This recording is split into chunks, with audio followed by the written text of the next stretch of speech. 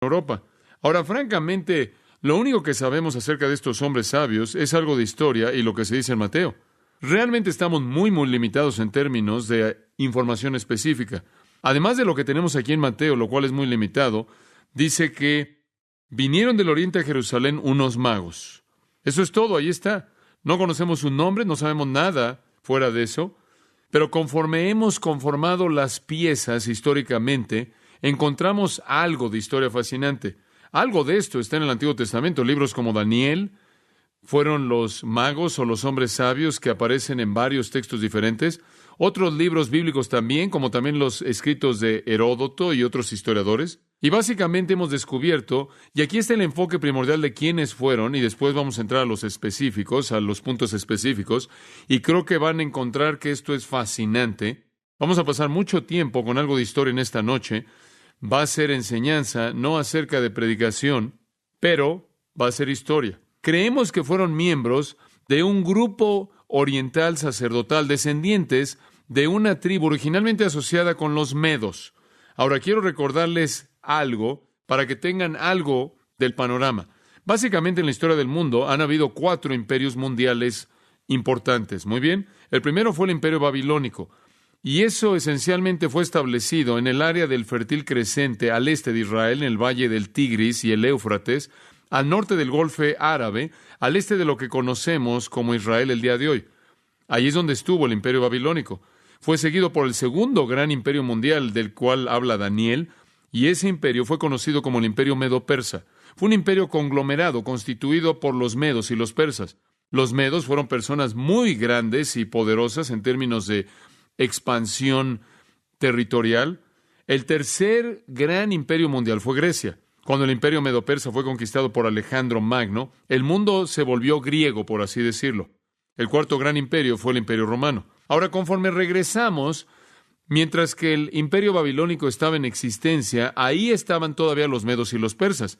Entonces, es un pueblo muy antiguo. De hecho, hay muchas personas en la historia que rastrean el origen de los medos hasta el tiempo cuando Abraham fue llamado de Ur de los Caldeos, allá en el capítulo 12 de Génesis. Entonces, bien podría ser que estas son personas de muchos años, una nación muy antigua. Ciertamente son personas que aparecen en el imperio babilónico porque los vemos en el libro de Daniel. Son personas del imperio medo-persa que existieron a lo largo del imperio griego y todavía existieron en el imperio romano cuando Cristo nace. Entonces, son personas de muchos años de antigüedad que habían vivido por mucho tiempo estos hombres sabios. Y por cierto, la palabra sabios, noten que la palabra dice ahí en Mateo, cuando Jesús nació en Belén de Judea en los días del rey Herodes, vinieron del oriente a Jerusalén unos magos. El griego es magos, magoi. Literalmente es una palabra que no se puede traducir. No es una palabra que se puede traducir, simplemente es el nombre de una cierta tribu de personas. Debería ser mejor traducida quizás magos, como en el caso de la Reina Valera 60, por ejemplo. Los magos fueron una línea sacerdotal, una tribu sacerdotal de personas entre los medas. Este fue un grupo de personas muy antiguo y grande. Eran muy capaces en la astronomía, en la astrología. Era algo que les preocupaba mucho. Su interés en la astronomía y la astrología solo fue parte de su involucramiento. Eran una especie de personas que estaban involucradas en el ocultismo. Tenían algunos procesos de adivinación, estaban involucrados en cierto tipo de cosas que supondríamos quizás fueron como hechiceros, y esa es la razón por la que la palabra magos fue corrompida a lo largo de la historia y hasta que llegara la palabra mago, lo cual es un sinónimo de hechicero. Pero los magos originalmente fueron una tribu pagana sacerdotal de personas que venía de los medos y los persas, y hay muchas fuentes históricas que certifican esto. Ellos llegaron a estar interesados en astronomía y astrología y el estudio de las estrellas, y en esa época realmente no separaban mucho entre la superstición y la ciencia. La ciencia es astronomía, la superstición es astrología, y estaban muy mezcladas en ese entonces. Ahora, lo que es interesante acerca de esto es que durante el tiempo del Imperio Babilónico, estos magos estaban viviendo en el área de Babilonia. Estuvieron ahí durante el tiempo babilónico y el Imperio Medo-Persa también. Ahora, mientras que estuvieron ahí durante el Imperio Babilónico, fueron muy influenciados por los judíos. Recordarán que una de las cosas que Nabucodonosor, el rey de Babilonia, hizo fue llevar a la cautividad a Judá. ¿Recuerdan eso? Eso es lo que Jeremías estaba diciendo. Van a ser llevados a la cautividad. Jeremías pronunció este hecho y claro, inclusive el libro de Lamentaciones lamenta esta realidad. Y fueron llevados en la cautividad babilónica. Bueno, aquí en Babilonia estaban existiendo esos magos y eran oficiales de muy alto rango. Ya para la época en la que habían ascendido a un lugar de prominencia en el imperio babilónico, habían llegado ahí debido a su impresionante intuición, sabiduría, conocimiento, astrología, capacidad en el ocultismo o como lo quieran llamar. Habían llegado a un lugar de prominencia y entonces inmediatamente estuvieron en contacto con todas estas personas judías que habían sido traídas en la cautividad. También estuvieron en contacto con un judío específico llamado Daniel, quien llegó también a tener una posición prominente en el imperio babilónico. Y como consecuencia, estaban muy familiarizados, o llegaron a familiarizarse, en la dispersión de los judíos en Babilonia con la profecía judía acerca del Mesías. Estaban conscientes de cuál era realmente el plan profético judío para este que iba a venir. Y entonces eso básicamente eran ellos. Estos eran los magos. Ahora realmente quiero escarbar en esto un poco y presentarles la escena para lo que sucede en este increíble incidente en capítulo 2 de Mateo. Regresemos y veamos su historia.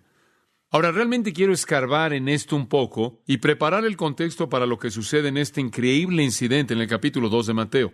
Regresemos y veamos algo de su historia. De acuerdo con el antiguo historiador Heródoto, los magos fueron una tribu de personas que eran parte de un grupo de personas más grande llamados los Medas. Ahora escuchen esto. Fueron una tribu sacerdotal por herencia. En otras palabras, eran como los levitas en Israel. En Israel hubieron 12 tribus, pero solo una de esas tribus fue apartada como la tribu sacerdotal, y eran los que ministraban en los rituales y las ceremonias religiosas del templo, y eran los levitas. Bueno, los medos paganos tenían algo similar. De todas las tribus dentro de los medas, habían escogido que una de ellas funcionara como sacerdotes en sus rituales paganos. Y esa tribu que ellos habían escogido era la de los magos. De nuevo, realmente es una palabra que no se puede traducir. Este es el nombre de ese grupo sacerdotal de personas. Fue un sacerdocio que recibían por herencia. Ahora, como dije hace un momento, algunos historiadores los ven remontándose hasta Ur de los Caldeos como parte de un grupo de personas nómadas que estaban ahí andando por todos lados en esa parte del mundo. Sea lo que sea que es verdad, sea que se remontan a Ur o que simplemente llegan a existir alrededor del tiempo babilónico, no sabemos, pero el punto es este. Durante el mundo babilónico, durante la época del imperio babilónico eran importantes. Durante el imperio medo-persa eran importantes. Durante el imperio griego eran importantes. Y durante el imperio romano también eran importantes. Y en todos estos imperios mantuvieron un lugar de prominencia tremenda en el oriente y en el este. Como pueden ver, inclusive aun cuando el imperio griego estaba en boga, todavía había algo de cultura y poder oriental. Aun cuando el imperio romano estaba en boga, había algo de poder oriental. Y en ambos periodos, los magos realmente fueron las personas clave en el gobierno de los estes, del este, centrados ahí en el fértil creciente, en el área alrededor de Babilonia y Medo-Persia. Ahora, siempre aparecen con un poder político tremendo. Ahora, esto es muy importante que lo entienda usted. Aquí está usted recibiendo una pequeña lección de historia. Siempre aparecen con un poder político tremendo. Yo diría que la mayoría de los historiadores, por lo menos los que leí y aquellos a los que se hacen referencia, los ven como un grupo oriental que llegó a la prominencia gracias a su función sacerdotal excepcional, gracias a sus capacidades de adivinación en el ocultismo, por su conocimiento astrológico, astronómico, y por todo esto llegaron a ocupar lugares de prominencia. Y llegaron a ocupar lugares de prominencia en el gobierno babilónico, en el gobierno medo-persa, inclusive en algunos casos en el este durante el periodo griego, y para algunos durante el periodo romano, para llegar a ser asesores de la realeza del este. Y ahí es de donde obtuvieron el nombre de hombres sabios en algunos casos. Eran los que eran consultados acerca de las diferentes cosas que los reyes y gobernantes y los nobles y los príncipes querían saber. Ahora, inclusive tenemos algo de historia que nos dice acerca de sus actividades religiosas. Ahora, les voy a dar una pequeña descripción del tipo de religión que los magos practicaban. Su sacerdocio tenía ciertas funciones y aquí hay algunas de las cosas. El elemento principal de sus adoraciones parece haber sido el fuego. Es aparente a partir de la historia que adoraban o que en cierta manera reverenciaban el fuego. Y no sabemos, no estamos del todo seguros de la razón, pero quizás veían el fuego como algún tipo de encarnación de la deidad. Y, por cierto, eran monoteístas, ellos solo creían realmente en un Dios y entonces tenían eso en común con Israel. Pero veían el fuego como el elemento principal de su adoración. Y en relación con eso, tenían un altar en el cual quemaban continuamente una flama perpetua. Ellos creían que esa flama perpetua era avivada por el Dios del cielo. Entonces, tenían este altar con una flama perpetua. Ahora, allí en sus templos también tenían otro altar y en ese altar ofrecían sacrificios de sangre. Entonces, de hecho, tenían un sistema sacrificial de sangre. Y ellos prendían el fuego para quemar el sacrificio con la flama del altar perpetuo. Y después, cuando ellos habían quemado el sacrificio, esto es interesante, la víctima entonces era comida por el adorador y por los sacerdotes magos. Lo que es fascinante en todo esto es que es casi un paralelo directo al judaísmo. Y usted puede ver cómo, ya desde el pasado, Satanás estaba falsificando la religión verdadera desde el principio, como puede ver. Y él siempre ha hecho eso. Usted sabe, inclusive el día de hoy, está el cristianismo real y está el falso. Y en ese entonces había un sistema sacrificial real con adoración genuina hacia el único Dios verdadero, y también estaba el monoteísmo falso, el sacrificio de sangre falso, el sacrificio falso, y ofrecían sacrificios quemados y después los comían el adorador y el sacerdote. Además, estas personas tenían un sacerdocio por herencia. De nuevo, esta fue una falsificación del sacerdocio levítico. Estas personas llevaban pequeños montones de varas de adivinación que llevaban allí en su ropa y usaban estas varas de adivinación para sus pequeñas ceremonias. No diferente del Urim y el Tumim de los sacerdotes, del sumo sacerdote, mediante el cual el conocimiento de Dios era buscado. Ellos creían en la distinción de cierto tipo de animales inmundos. Y eso es interesante. Ellos creían que cierto insecto y ciertos reptiles eran inmundos. De nuevo, este es un paralelo interesante a lo que Dios realmente le reveló a Israel. Y otra cosa que me pareció muy interesante conforme leía acerca de esto es que eran muy ritualistas acerca de llegar a tocar y descartar o desechar un cuerpo muerto. Algo más que tenían en común con el estándar de Dios con Israel. Entonces, en el Imperio Babilónico, este es un grupo religioso muy interesante que aparece. Y llegaron a tener una prominencia tremenda. En Jeremías 39:3, versículo 13, un hombre llamado Nergal-Sharezer es mencionado. Y Nergal-Sharezer es el jefe de los magos en la corte de Nabucodonosor. Muy bien. Entonces, estos reyes orientales, comenzando con Nabucodonosor, habían sido elevados mucho, eran los magos, inclusive antes de eso, pero en lo que a las escrituras concierne, los vemos primero con Nabucodonosor. Habían llegado a elevar este grupo sacerdotal de los medos a la posición de ser los asesores oficiales del rey. Y entonces son personas tremendamente poderosas. E inclusive cuando Babilonia cayó y el imperio medo-persa entró, y tiene usted a grandes gobernantes como Ciro y otros, todavía tiene a los oficiales de alto rango del gobierno medo-persa siendo tomados a partir de este grupo llamado los magos. Realmente no tenían quien compitiera con ellos en términos de poder político. Realmente eran únicos en términos de poder político. Ahora, quiero que pasen su Biblia por un momento conmigo, de regreso a Daniel, y quiero mostrarle cómo ellos aparecen en el libro de Daniel. Daniel capítulo 2. Cuando termine con todo esto y vuelva a leer el capítulo 2 de Mateo, versículo 1, va a entender mucho mejor lo que dice ahí. Daniel capítulo 2, versículo 10, y no vamos a tomar el tiempo para explicar el contexto, pero aquí estamos en la corte de Nabucodonosor. Daniel está ahí. Los judíos están en cautiverio.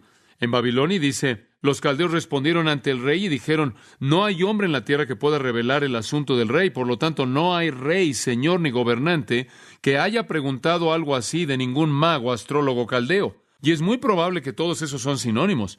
Y después astrólogo y caldeo simplemente puede ser otra manera de decir lo mismo. Entonces aquí encontramos la palabra mago. No es estrictamente la palabra mago, esa es una corrupción, digamos, en español. Es la palabra mago, está hablando de esta tribu sacerdotal.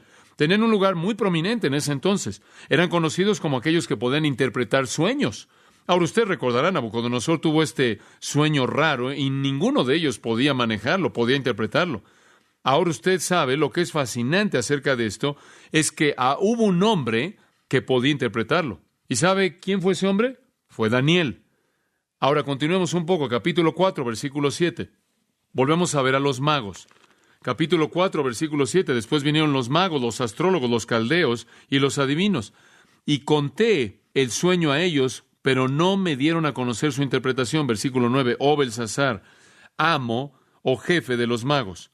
Ahora aquí conocemos al jefe o al maestro de los magos. Y simplemente estoy tratando de señalar que son mencionados de manera repetida en el libro de Daniel. Y más bien, en lugar de llamarlos magos, deben ser magos en el sentido de ser hombres sabios. Eso es esencialmente a lo que se está refiriendo. Ahora, cuando Daniel vino y todos estos magos que estaban ahí en el lugar prominente de asesores, siendo los asesores del rey, y no podían dar ninguna respuesta, Daniel pudo, y algo asombroso sucedió. Daniel 5:11. Hay un hombre en tu rey en quien está el espíritu de los dioses santos, y en los días de tu padre, luz y entendimiento y sabiduría como la sabiduría de los dioses fue hallado en él.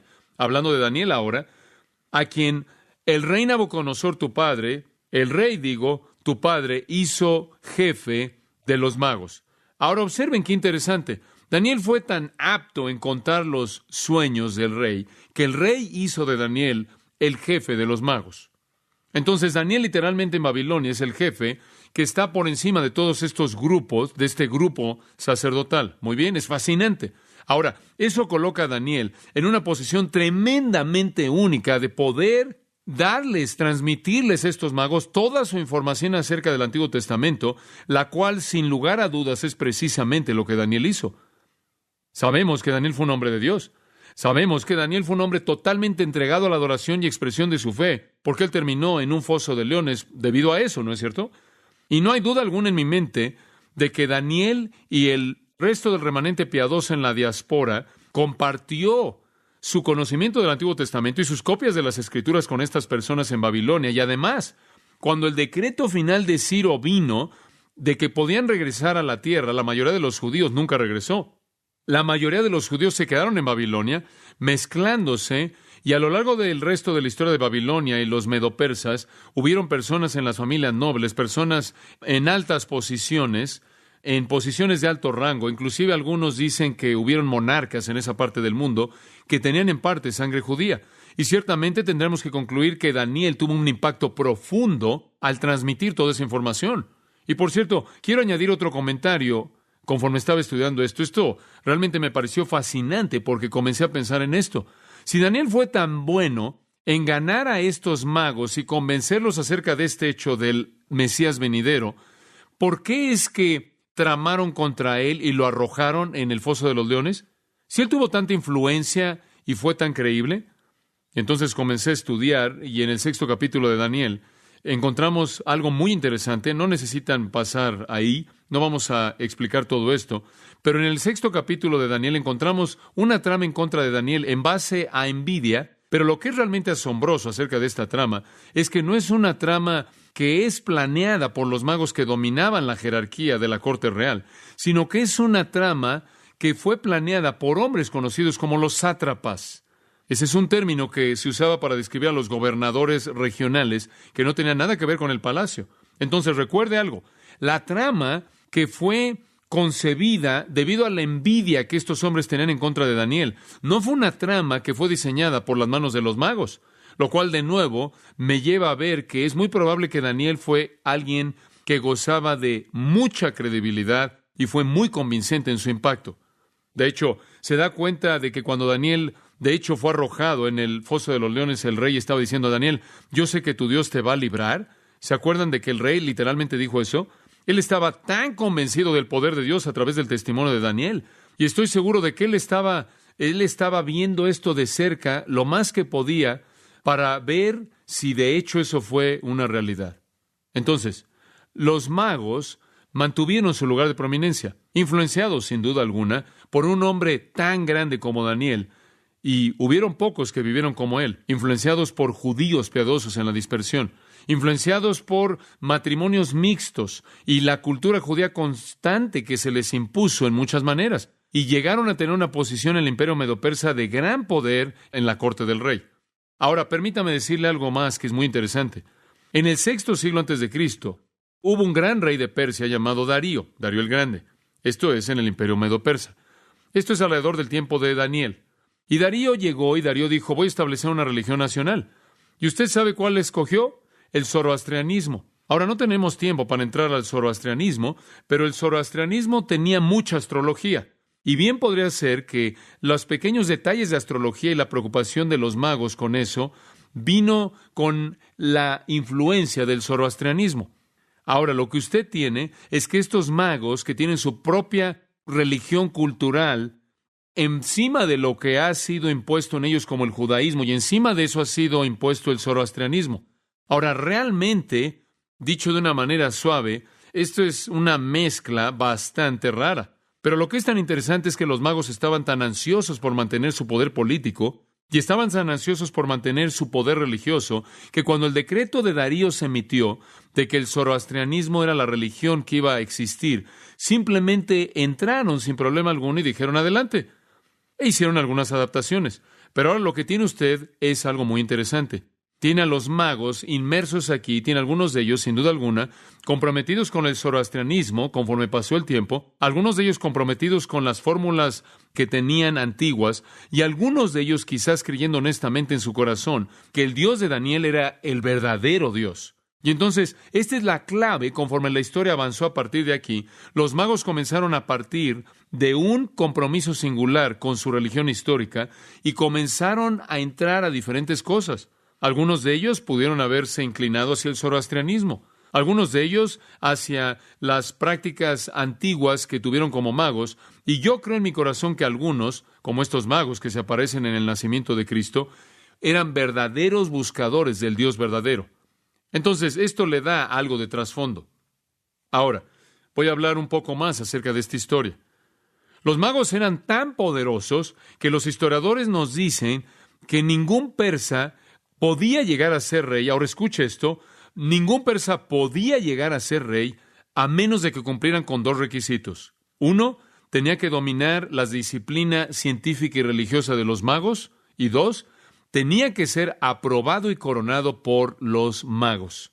Ahora eso es algo serio, eso es poder. ¿Sabe cómo llamaban a la sabiduría de los magos?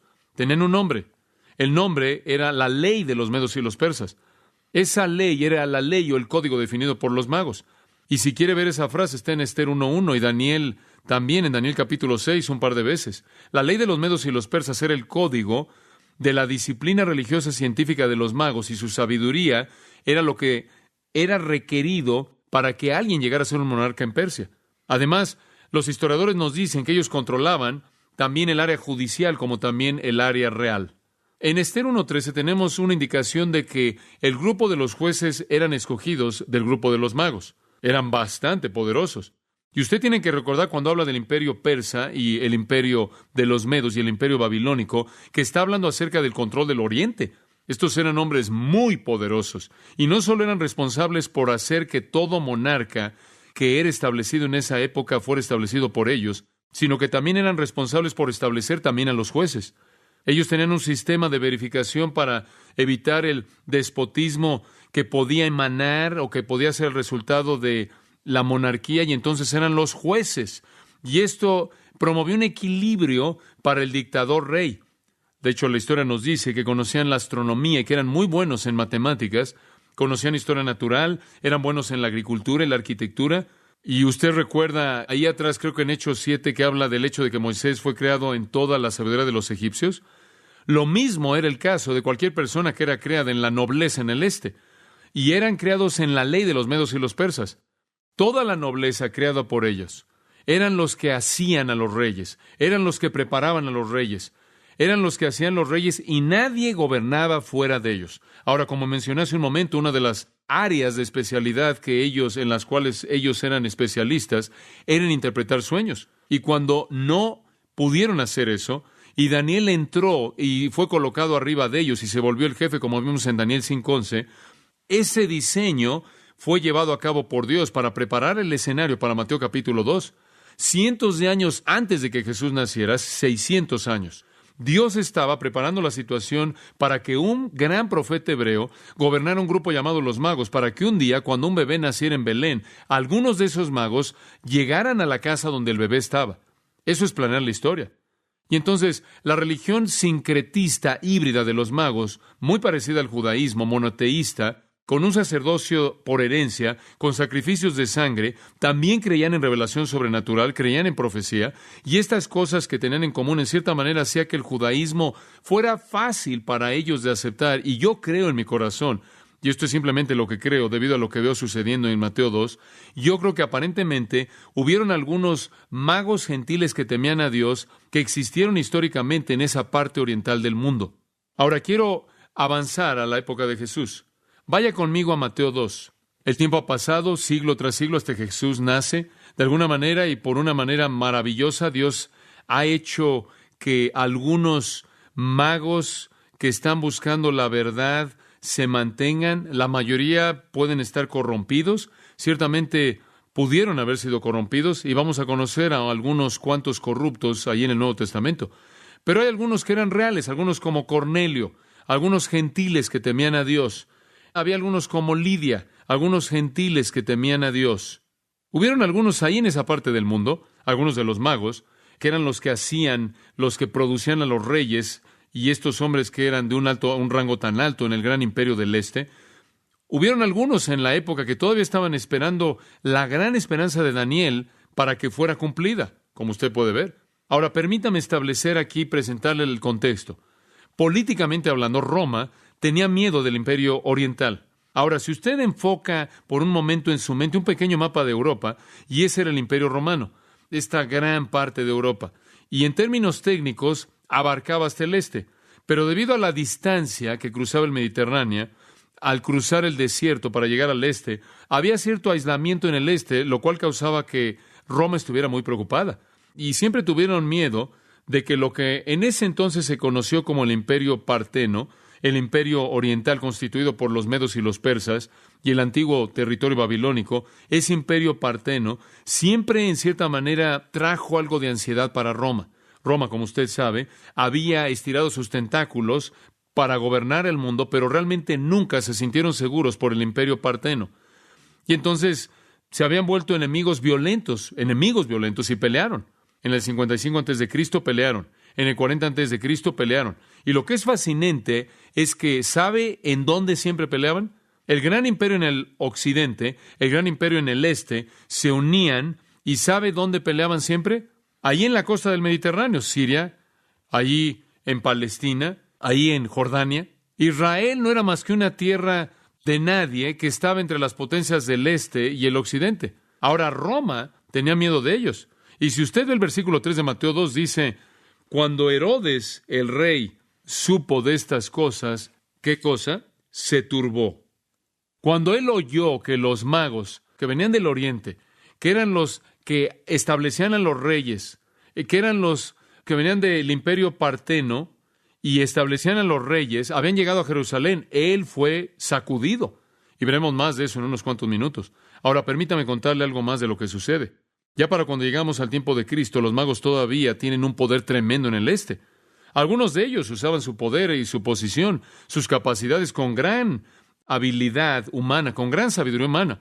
Algunos de ellos realmente se volvieron personas terribles, como cualquier científico, cualquier sacerdote, cualquier predicador, cualquier otra persona experta en la época moderna puede aplicar su profesión engañosamente o la puede aplicar honestamente.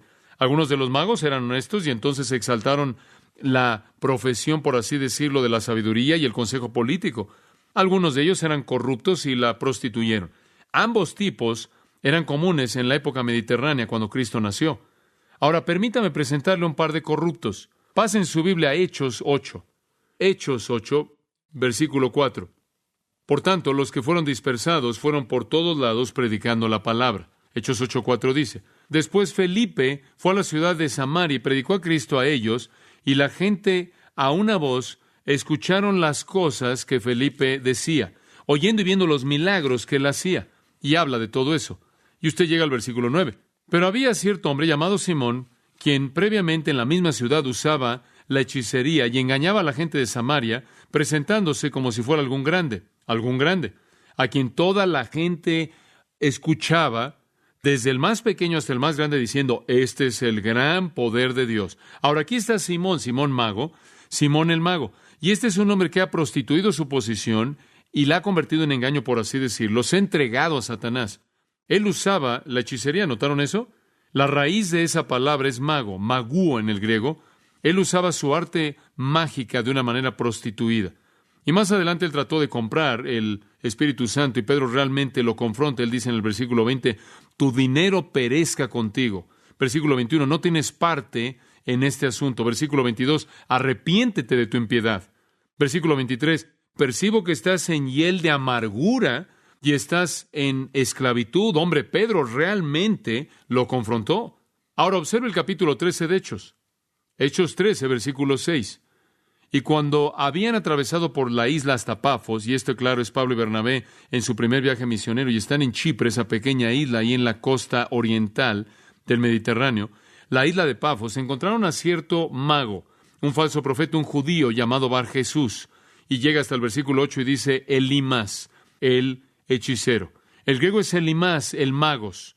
Elimas, el mago. Aquí hay otro que también ha prostituido su profesión, ha prostituido esta religión pagana extraña para buscar los fines de Satanás.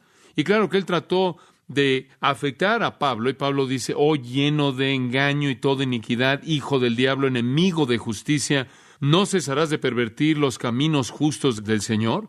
Y ahora he aquí la mano del Señor está sobre ti, versículo 11, y estarás ciego y no verás el sol por un tiempo, e inmediatamente cayó sobre él neblina y oscuridad, y estaba buscando a alguien que lo llevara por la mano. Y Pablo lo enfrentó. Ahora, como usted puede ver, tanto Simón como Elimas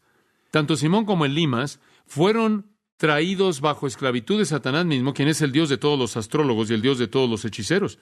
Y francamente, este era el tipo de gente que hacía que personas inteligentes en el Imperio Romano menospreciara a hechiceros así. Filo, el romano, dice que son víboras, son escorpiones y son otras criaturas venenosas. Como puede ver, este era el tipo de gente que los romanos despreciaban. Como dije, estaban allí en el este, eran personas tremendamente poderosas y algunos entre ellos, sin duda alguna, eran hombres genuinos. Ahora, en la época de Cristo, en el tiempo de Cristo, en el Imperio Oriental, había un grupo de personas llamados los megistanes. Eso no va a estar en el examen, no necesita preocuparse por la palabra. Pero había un grupo de personas que se llamaban los megistanes y eran como el Senado de los Estados Unidos. Muy bien, ese es simplemente un nombre, los megistanes. Y este grupo de personas gobernaban en el imperio parteno-persa en ese entonces. Ahora escucha, estaba totalmente constituido de magos cuyo deber era, o mucha atención, tener autoridad absoluta para escoger un rey. Eran los que establecían a los reyes. ¿Y sabe lo que sucedió? Tenían verdaderos problemas con el rey que tenían. Ellos querían pelear contra Roma y derrocar a Roma, pero no tenían un buen rey. Frates el cuarto había sido derrocado, y escuche, los magos estaban buscando un nuevo rey del este, un nuevo rey del Imperio Oriental que pudiera venir contra Roma. Y cuando llegaron a Jerusalén, Herodes sabía lo que estaba pasando. Ellos eran los que producían y establecían a los reyes, y cuando andaban ahí por la ciudad diciendo, ¿dónde está este nuevo rey de los judíos? Herodes entró en pánico. Cuando de pronto aparecen estos persas que establecían a los reyes, allí están ahí en Jerusalén, sin duda alguna ahí viajando con toda su escolta oriental, y solían usar sombreros cónicos que apuntaban hacia arriba, y también usaban túnicas hasta abajo, y también tenían cosas ahí que llegaban hasta la parte de abajo, más bien de su barba, y viajaban en caravanas persas, no en camellos, y cuando llegaron no llegaban solos. Se estima, en términos históricos, que llegaban con caballería persa, y cuando llegaron ahí con toda esta escolta y este convoy en la ciudad de Jerusalén, y Herodes sale ahí y se asoma de su pequeño palacio, estos son hombres poderosos. Y lo peor es que su ejército, el ejército de Herodes, estaba fuera del país en una misión. Y la Biblia dice que Herodes se turbó. Me imagino que lo estaba.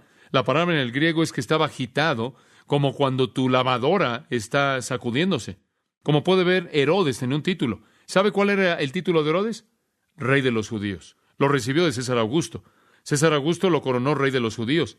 Y él reconoció que el gran sueño de su vida era obtener ese estado bajo su poder, y él estaba en medio de dos imperios enormes que estaban en contienda. Y de pronto, esta enorme caravana de persas llega a la ciudad y él está lleno de pánico y están buscando al nuevo rey. Ahora, en el momento en el que en ese entonces Herodes estaba cerca de morir, y César Augusto realmente ya era un hombre mayor, y desde que se retiró Tiberio, el ejército romano ni siquiera tenía un comandante en jefe, y sabían que este era el momento en el que podría llevarse a cabo una guerra oriental contra el occidente, y eso era correcto. Y entonces Herodes estaba aterrado. Dice usted, bueno, ¿qué era lo que los magos estaban pensando? No sé. Quizás lo habían visto políticamente, quizás pensaron, hombre, aquí viene el rey. Y creo que probablemente es verdad, pero además de eso creo que lo vieron espiritualmente. Porque cuando llegaron a ese pequeño lugar en Belén, la Biblia dice que lo adoraron.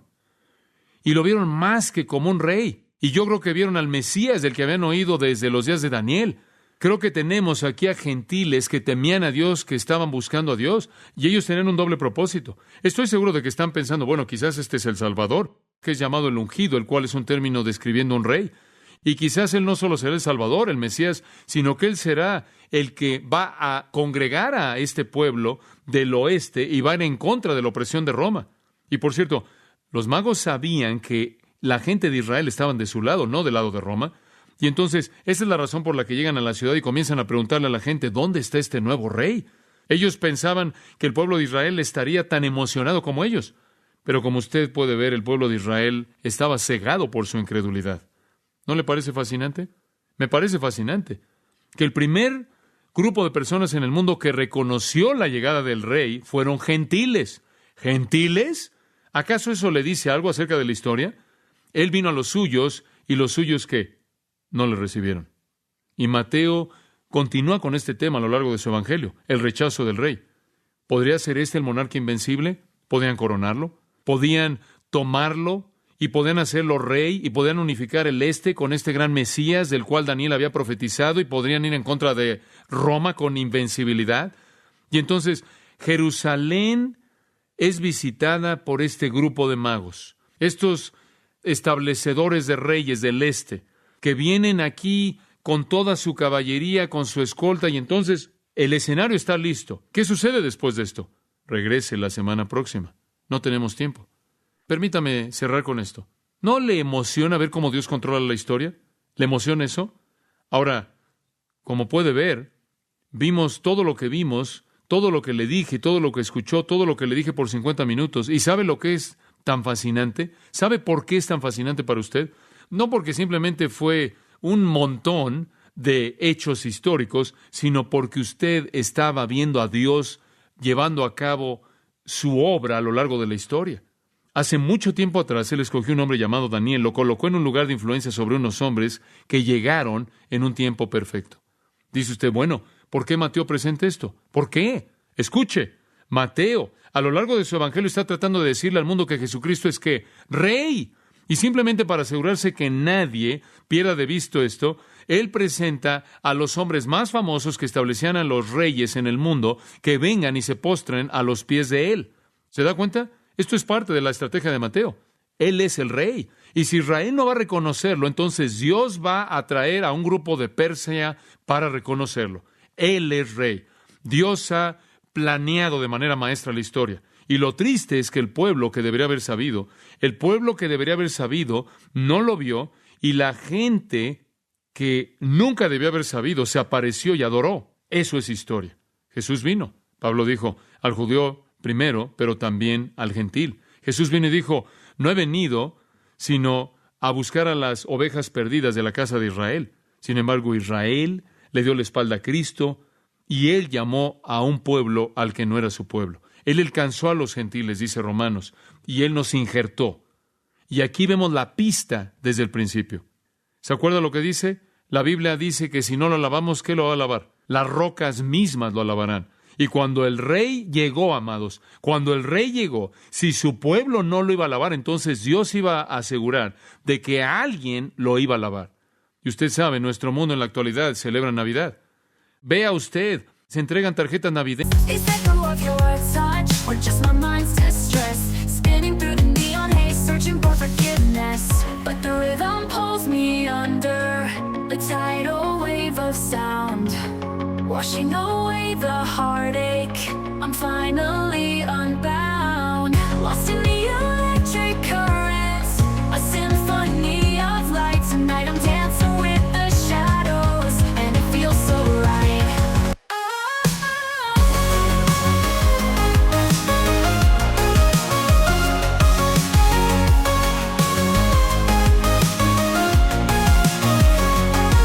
Distorted reflections in the crowd.